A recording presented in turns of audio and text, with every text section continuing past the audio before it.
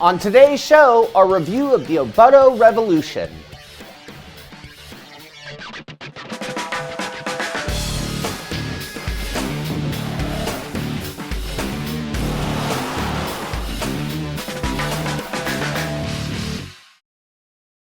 Welcome to Inside Sim Racing. I'm Sean Cole with my good buddy Darren Ganji. And we're here today to review the Obutto Revolution.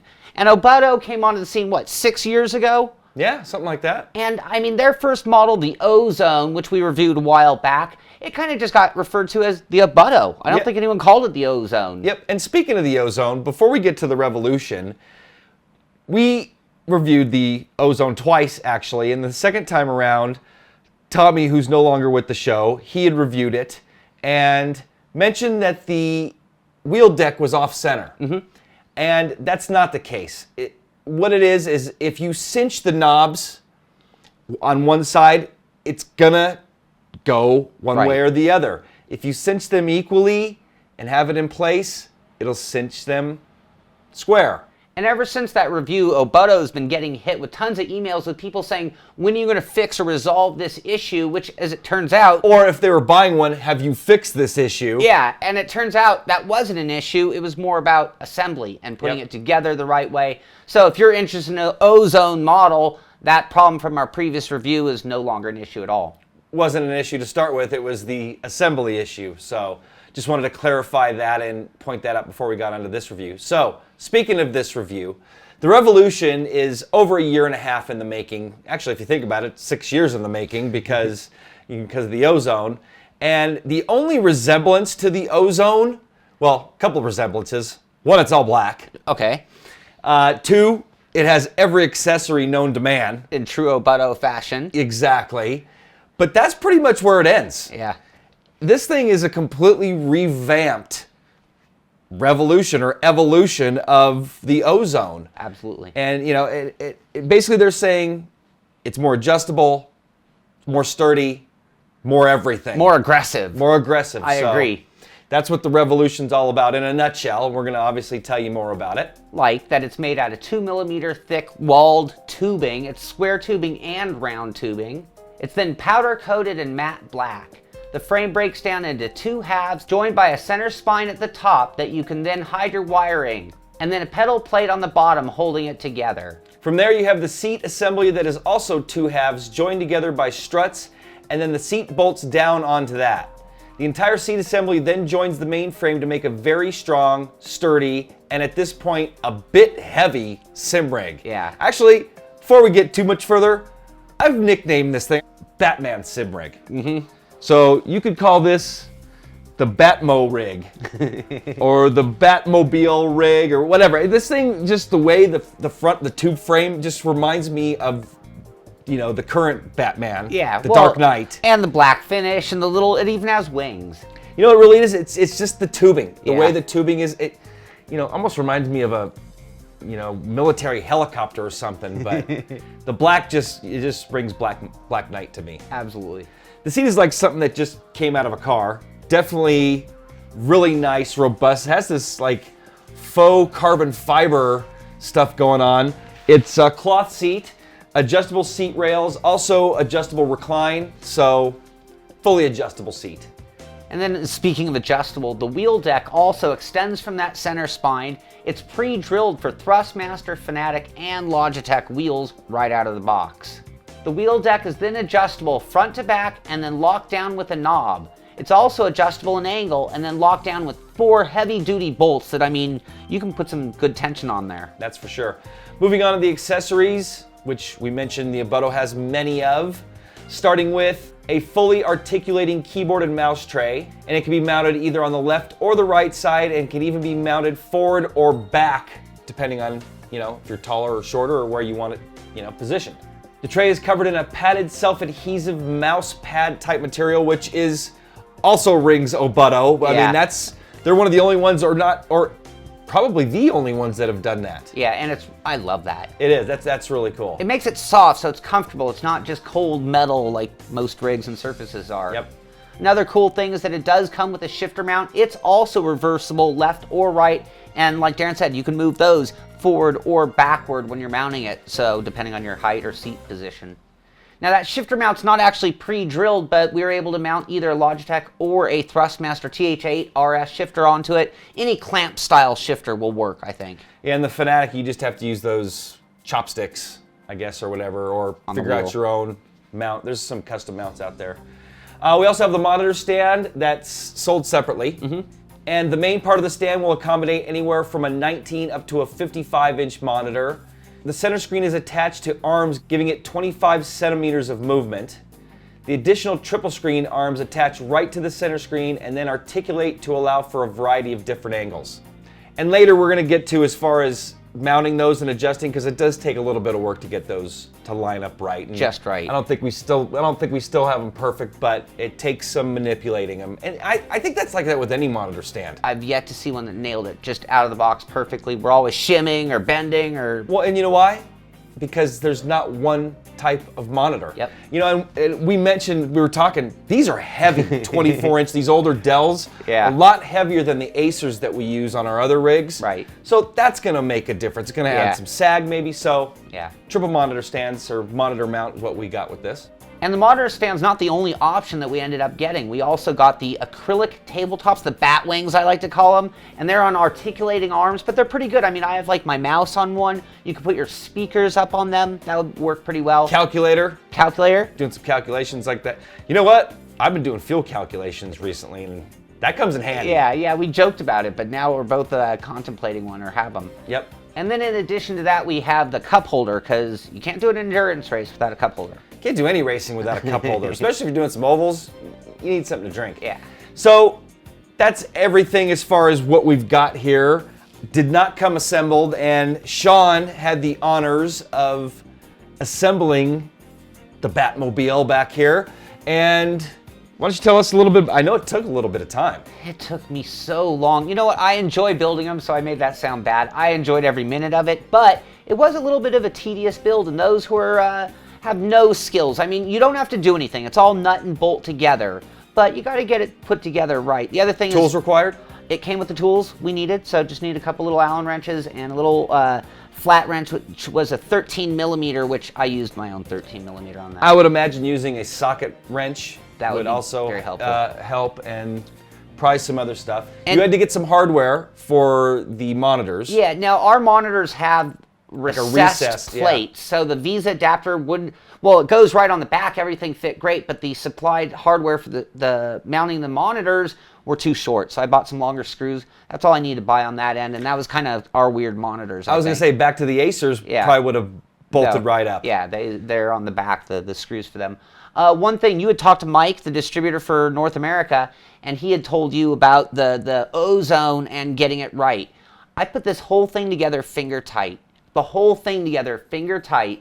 Got in it, mounted the wheel, made sure everything was square and perfect, and then locked it down. And I think that was one of the things that really made sure that it was perfectly square, perfectly flat, and it Wasn't there a comment on our Facebook page about some guy having problems assembling his? Yeah, and I think if you go out of order and tighten, you get a little curve to the structure, and it's just not going to line up. So that's my advice. Just take it slow. Look at the picture. The instructions were kind of weenie too. So you got to look at the picture, look at the pieces, hold them together, and do that kind of thing. Hear that, guys? You need some work on your instructions. So about how long do you think it took? I would say it took me probably about 8 hours, but I built the rig, the monitor stand, the acrylic tops. I mean, we had a lot of pieces to put together here. And a trip to the store, but again, that was because of our monitors, so can't blame. And I took some breaks. I didn't just sit down for 8 hours, so that's sort of an approximation. But I had a good time. There you go. So everything you see here, well, no, not everything you see here. The base Revolution goes for $699, and that includes the keyboard tray and shifter mount. The monitor stand is an additional $148.99, and then if you add the triple monitor arms, that's another additional $130. The acrylic tabletops are $124.99, and the cup holder is an additional $12. Gotta have it though. Gotta have $12. Gotta have the cup holder. So as tested here today, we are looking at $1,114.96. Sounds like a lot. So it's $1,115 basically. Yeah, still sounds like a lot. It is, but again, you don't need all of this stuff. No. If you're just looking for a rig. So let's, back up to this, the $699 for the rig, Well, that sounds very reasonable. Right. So actually that monitor stand would work with any rig. Yeah, it's actually 27.5 inches wide. So any, our R seat, for example, would scoot right underneath it, no problem at all. Pretty much any rig, because this thing's fat. Yeah. I mean, it's a wide rig, so it has a big footprint. So yeah, and the monitors do have 3 positions up and down, so you do have a little bit of adjustability up and down as well. All right, so that's going to wrap up the box cover stuff, everything you'd probably see at the website, and then some. We did give you some opinion there. We're going to take a quick break, and when we come back, we're going to go over a little bit more opinion, pros, cons, rev scale, and wrap it up with some final thoughts. Peggy 3. What makes a driver a champion? Determination, speed, courage. There are many drivers with these qualities, but they're not always enough to make a champion. A champion needs something more. When you push yourself to the limits, there is only one thing that can really make the difference: control.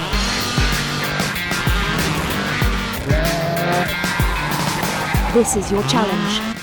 This is WRC3.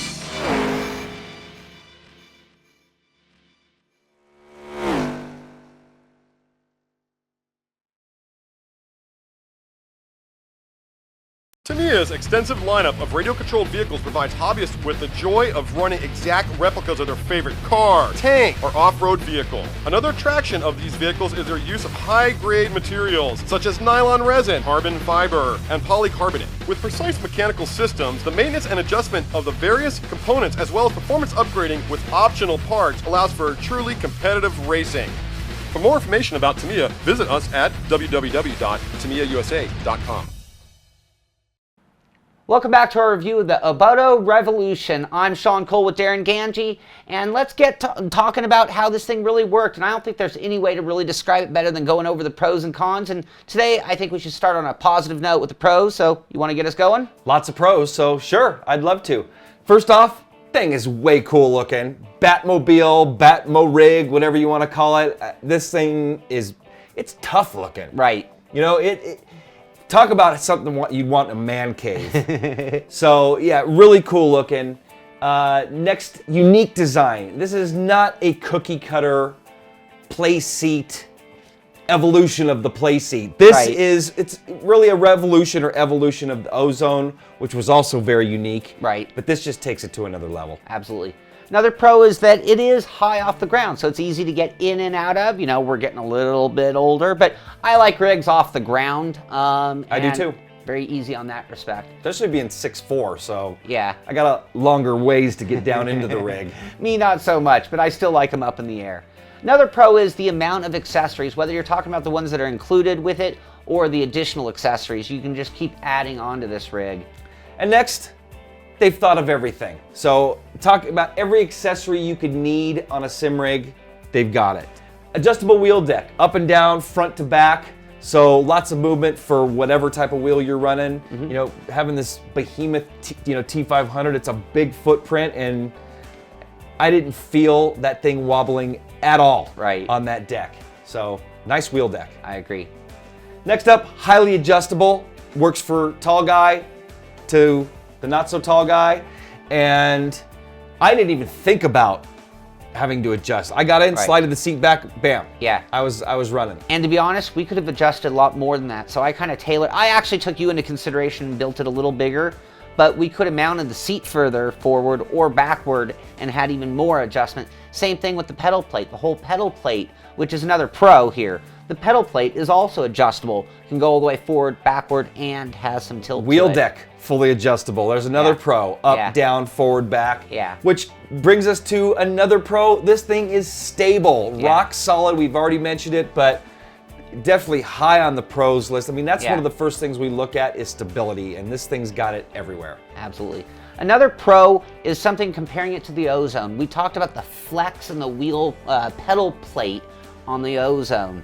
This one's very beefy. There's no flex anymore in that area And wider. at all. And yeah, absolutely. Very, very wide footprint for any type of pedal Yeah. is going to fit in there for sure. Yeah. And then top it off, the pedal plate is pre-drilled for the big three, we'll call them. Big three. So is the wheel deck. plates. Everything's drilled for Thrustmaster, Logitech, and Fanatec. So no matter what wheel you have, I guess ECCI, you'd be probably you could fit an ECCI on there too. I think you can make it work. The big Canon. Yeah. A few more pros. Fairly comfortable seat. It's a little rigid, I would say, but I'm sure it's going to soften up over time. But it's got good bolster and it's definitely comfortable. Another one, good price for what you get. $699. Yeah. It is well worth this base. Yeah. Actually, all of these accessories all added up for that $1114. Very worth that price, Yeah. in my opinion. Yeah. I mean, we've priced some rigs that are more expensive than that, and you don't get all of this. No, and the cool thing, again, you could start off at $699, add the tabletops later, add the cup holder later. That'd be kind of cool. Yep. And our last pro is something that I will say is a common trait between this and the Ozone, is that this can double as a workstation. That keyboard mouse tray works out so nicely that if you put the seat back, I can do my editing there all day long. You got my triple screens, and we've done lots of editing in our Obuttos, so Yep. that kind of works out. But that is going to take it for the pros. That was a ton of pros. I think almost the most we've ever had for a rig. Yeah, it's pretty impressive list. So we do have some cons, and starting off with, it's got a big footprint, and I hate to say that's a con. That just comes down to space. If you have an apartment, this might be a little big of a structure. It is it could be a con for some people. Us, we just moved up here to Washington. We got lots of space, so it's definitely not an issue for us here. But there was a guy that just that I met in our chat room the other day who has basically his whole apartment is as big as our studio here, which is not that big, and I saw his kitchen behind him. Right. This would not fit in his apartment. No. So yeah, it definitely adds to it. Next con is that the acrylic tabletops are a little bit hard to lock down in place. So they're on articulating arms, and there's no way to cinch those arms in place. Sean said he maxed out tightness as far as those go, so put some zip ties on it and they stay into place. But that's a con, and Yeah. they stay in place though when it's when it's there. But Right. Well, and the other thing, if you put them way out and put a lot of weight, it's going to be harder. Like, I kind of Yep. tucked them in. We don't have a lot loaded. Put the zip ties on there. They're pretty good now. Yep. Okay, next con, and this is kind of nitpicky because I don't want anybody bumping into my monitors anyway, and these monitors are heavy, but the monitor stand will wobble just a little bit if you bump into it. It's not attached to the rig, so I'm moving the rig right now, and you can't see the monitors moving. But that's a nitpicky. And I would say just how you adjust them, and this is a con, is that you really got to get them fine-tuned in. And I think it's just inherent because of the weight of these monitors. And Yeah. you got these arms coming off. Yeah. And you're trying to hold up all this weight and get it to be perfectly aligned. It's tough. So, Right. But you can do it. You can get them right. Yeah, and part of getting them right is part of our cons here. When you're building the monitor stand, there's a little piece of metal that goes through the two tabs where the arm goes on. And it's critical that you get both ends of that inside the holes so that it can't wiggle. Otherwise, that thing would have been 6 inches lower. So it just takes a little extra time at times when putting the assembly, even on the monitor stand. And as I mentioned, the monitor stand's a little tricky to put together. The overall rig is a little bit tricky to put together. There's a lot to it. You just got to take your time. You had a big old bag of parts here, and I'm like, what is all that stuff? You're like, oh, that's for the Obutto. So yeah, it definitely takes some time. And the last two cons, a little bit pricey. So if you're on a budget, it could be a little bit out of your budget, but I am a firm believer of you get what you pay for. And we even said in the pros that the cost, it was worth it. This thing is well worth the price, so I don't even really consider that a con, to be honest. Yeah. And the other con, and I don't know if I really consider this a con because I love black when it comes to racing, but it only comes in black. So if you wanted, you wanted it to match your man cave or whatever you're going to put it in, it may not. So Right. black is it. Yeah. So that's going to wrap up the pros and cons and everything pretty much about the rig, except for the rev scale and some final thoughts. So Sean, why don't you, Rev scale it? yeah. All right, this this is sort of two reviews in one if you really break it down. You've got the core of this rig at $699, which is the shifter mount, the keyboard tray, and the rig. And even though $699 is kind of premium for a rig, our cons list was sort of a joke when it came to the rig. I mean, I don't think there was any actual cons to this rig. Maybe it's not your style, but for me, this is a 10. I mean, I just can't really see. I mean, okay, give me a different color. I mean, it's a 10. Nah, it's nitpicking. No, and I agree. I'll agree with that. The whole package, though, we can't give a 10 because there are some imperfections, with the monitor stand. And again, I think that's just inherent to that design. I mean, unless you're mounting it to a wall or the floor or something, or having posts to every, it's going to be tough. The acrylic, again, when it wasn't perfect. Is the acrylic necessary?